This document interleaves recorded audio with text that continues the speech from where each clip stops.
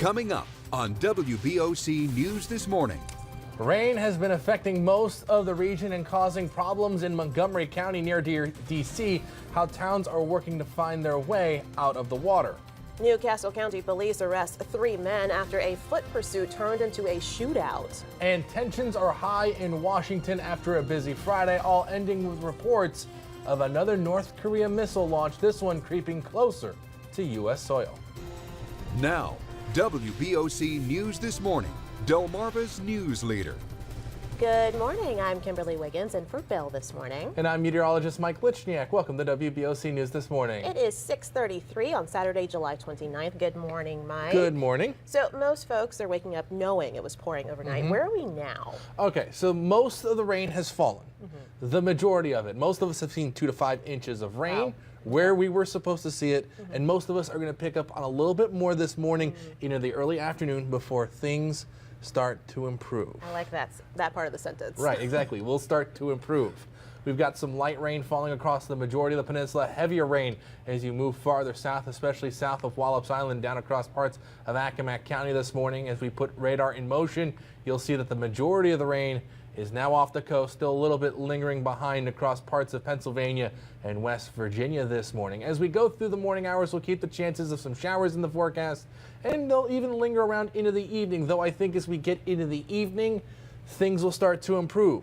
Today, definitely the type of day where we're going to the mall, we're going to buy a book maybe. Staying inside. Going to the movies or renting a movie and staying inside. Staying home. Curling up in a blanket and taking a nap. It's one of those days. We'll talk about the weekend forecast in general because it gets better as we go into tomorrow and especially as we go into early next week. Always optimistic. I try to be. I'm always the half glass full type of guy. We'll talk about that forecast in a bit. But to get a better understanding of where we now stand this morning after that night of heavy rain, we turn to Chief Meteorologist Dan Satterfield, who is live this morning in Laurel. And Dan, I had your way this morning. I had you go to Laurel because according to the rain gauges, with the totals that we were seeing, it was one of the highest there.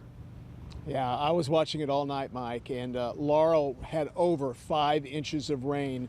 It has pretty much stopped raining here in Laurel right now. I'm in front of Broad Creek. We've been watching it come up, too. The rain is tapering off quite a bit here. It's not nearly as strong as it was when I drove up before sunrise. There was a lot of ponding on the roads, but the end of this storm, as far as the heavy rain now, I think is in sight. Most of the numerical models overnight showed it should start to break up around 8 a.m. The winds are going to pick up. On the beaches, we're going to see winds gusting to 40. We do not get nor'easters in late July here. We have a gale warning in the Atlantic today. Now, we might get a gale warning with a tropical storm or a hurricane offshore. It just doesn't happen in July that we get one from a nor'easter. Well, it's happening today, but at least the bad rain is over with. And the good news here is even though we had a tremendous amount of rain, 5 inches in many spots, it fell at a steady rate, but not hard enough to cause significant flash flooding. It basically we had a lot of ponding, but we did not have any significant flash flooding, so we were really lucky there. But the computer guidance and our forecast pretty much spot on. It was a tough one. Mike, back to you. Thank you, Dan. We'll check back in with him throughout the morning. And of course, viewers are just important to us as the broadcasters out in the field. So please keep us in the loop of what's happening in your area. If you have any pictures of flooding or maybe some storm damage around your house, anything, feel free to send them in at the address there on the bottom of your screen, media@wboc.com. Or for those of you joining us on Facebook Live, go ahead and comment on our post and tell us what you're seeing in your area this morning. Okay, so let's head to Montgomery County, Maryland now, where heavy rainfall has meant a rush of muddy water swallowing roadways, cars, and anything else in its path. Police block the roadway in Kensington for miles. Many roads there are known for flooding because they're close to a local creek. You can see garbage cans floating down the road, getting caught on a bridge. And around noon yesterday, police shut down one of the major highways because of pooling water. Some people even had to push their cars to get them to higher ground. Waters have been flooding engines there in Montgomery County. Newcastle County Police continue to investigate an officer-involved shooting that occurred in the community of Westover Hills. The police arrested Jonathan Dryberger, Kevin Perella, and a 16-year-old after the three were involved in a robbery outside a woman's home. One of the suspects threatened that woman with a firearm and then took her purse before fleeing down the road. Gunfire was exchanged between police and Dryberg during a foot pursuit. Neither were hit. Two additional arrests were involved in the planning of that robbery in Newcastle County. Also in Washington, tension between new White House Communications Director Anthony Scaramucci and former White House Chief of Staff Reince Priebus spilled out into the public yesterday. A New Yorker article covered a conversation where Scaramucci unloaded on Priebus when he said he will soon be asked to resign. He also took aim at White House official Steve Bannon. Sources say Scaramucci blames both Priebus and Bannon for blocking him from getting a position at the start of the Trump administration. White House advisor Kellyanne Conway defended Scaramucci on Fox News last night. I think he's passionate about the president. It sometimes gets the best of him.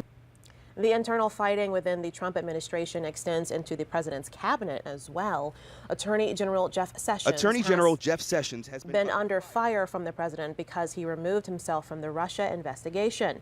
However, Sessions did say he will not resign unless the president asks him to do so. President Trump tweeted yesterday he was naming General Secretary John F. Kelly as the new White House Chief of Staff. A not-so-happy ending after the GOP tried for nearly 7 years to repeal and replace Obamacare. On Thursday, fellow Republicans Susan Collins and Lisa Murkowski, along with every Democrat, voted against the so-called skinny bill that aimed to repeal selected parts of the Affordable Care Act. Senate Majority Leader Mitch McConnell now says it is time to move on, but has not ruled out working with Democrats to fix Obamacare's problems. So now I think it's appropriate to ask what are their ideas. President Trump was on Twitter again yesterday morning saying, quote, if Republicans are going to pass great future legislation in the Senate, they must immediately go to a 51-vote majority, not the senseless 60, end quote. Still in Washington, D.C., Maryland Congressman John K. Delaney announced yesterday that he is running for the President of the United States in the 2020 election. Delaney is the first Democrat to formally enter the race. He will discuss the announcement in more detail in a more detailed announcement to the working class neighborhood where he grew up. He said in a statement, our government is hamstrung by excessive partisanship and the politics of small thinking, a cynical, political, deeply flawed and cruel approach to policymaking that we as a nation can no longer afford. On Wednesday, the city of Baltimore hit another grim milestone, 200 homicides, and only halfway into the year. This mark wasn't hit until September of last year and mid-August the year before. However, the city has devised a new plan of attack to attack those staggering numbers, that is. The commissioner has now reassigned 150 officers and supervisors, which will make up 21 district action teams. While all that official action is promising, community activist Dr. Andre Humphrey says that the local community is the only real force, that is, that can truly turn this problem around. We have people right here in Baltimore City is capable of taking the bull by the horns. There will be 2 district action teams assigned to each of the city's 9 police districts. City officials say that this will be an ongoing effort to transform the police department and give the community more guidance in Baltimore. To Philadelphia, where surveillance video caught one man breaking into a mosque and stealing cash from the donation bins. This video catches the suspect on 2 separate occasions. Police say the same man breaks into the mosque in the same way, taking the money from 2 bins on the wall. The money was meant for charity. Worshippers say the man had another option. This is not the way to do it. He can just come in and ask for money. We will help him. The mosque will now make security changes. Worshippers hope the suspect has a change of heart. The president faces another challenge in the Pacific. North Korea launched yet another missile yesterday. This missile landed just off the coast of Japan, inching closer and closer to U.S. soil. Alyssa Becara has the latest on the aftermath of that missile test. The latest missile test from North Korea landed within 200 nautical miles of the Japanese coast, meaning it could have reached U.S. soil. The test sent a wave of worry across the world. Unsettling, after a propaganda video shown back in April depicts North Korea launching a simulated missile attack on the U.S. My market has doubled in the United States in the last year. I mean, the interest for shelters is way up. Ron Hubbard owns Atlas Survival Shelters in Los Angeles and Texas. The company started in Sacramento in the 50s. This pamphlet is from 1961. You say it says Sacramento, California? Back then, Atlas built fallout shelters during the Cold War. Hubbard bought the business and moved to Southern California. Now, nearly 70 years since its Sacramento beginnings, the bunker business is booming again. The fear of North Korea's nuclear capabilities brought journalists from South Korea, seen here, to report on Atlas and the surge of shelters being purchased in their country as well as Japan. What network is this on in South Korea? SBS. Until North Korea started testing these missiles, and since Trump's election, there was no market in Japan for shelters. Now all of a sudden everybody wants a shelter. Every house wants to get a shelter built into it. The cost of shelters vary from a modest 2-person unit with an air system that'll run you roughly 10 grand, all the way up to luxury shelters that could cost into the millions.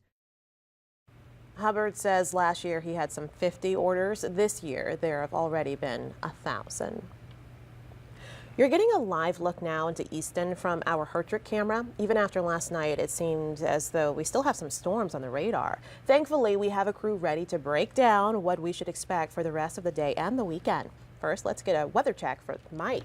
So Mike, what kind of weather should people expect going into the rest of today and the rest of the weekend? So today, I think, is the washout. I think the heaviest of the rain is beginning to wrap up, but we can't completely rule out scattered showers throughout the day.